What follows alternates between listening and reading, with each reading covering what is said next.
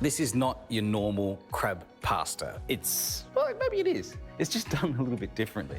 I'm gonna start with some garlic and some chili as well. I'm just gonna pound that in a mortar and pestle. I know that seems weird, but it gives me the texture that I want because I'm gonna make a chili and garlic tomato sauce. It's gonna be the base of the pasta.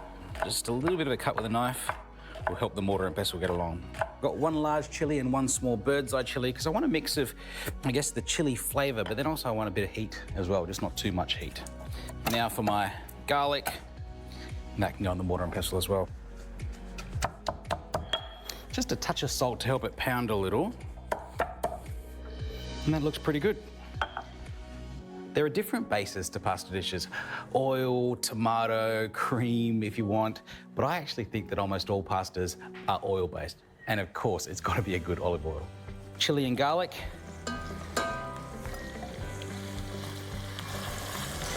And the garlic and chili are nice and fragrant in with some white wine. You just want it to stop smelling too winey, so it cooks down into more of a savory sauce than a winey sauce. That's good to go. So tomato passata, straight in. And the thing I like about this is that the sauce is gonna cook in about the same amount of time as the pasta. I find that very efficient. So touch of salt, bit of pepper.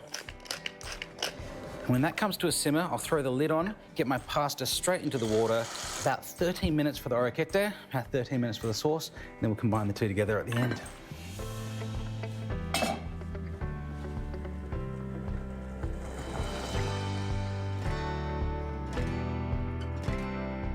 Okay, we are nearly there. The orecchiette is nearly done. The sauce is come together. I'm gonna finish it off in kind of a non-federation way.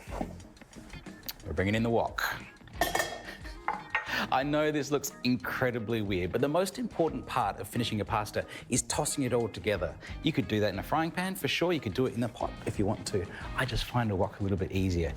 Heating that up, and I'm gonna start with a bit of oil in the base of the wok. So this tomato sauce now has cooked out the raw taste of the tomatoes. Sauce is looking good. I'm also going to add a touch of butter as well to emulsify together with the tomato. And because I'm not using any cheese or anything with this, the butter's just going to give it a really nice creaminess that'll go so well with the crab. Some blue swimmer crab meat.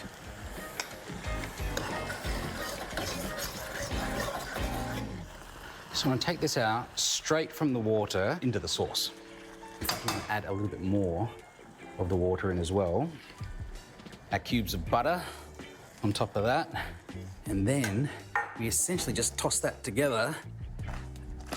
And all of that butter is emulsifying now with the pasta and the sauce. Now that is looking delicious. Orecchiette, crab, tomato, garlic and chili.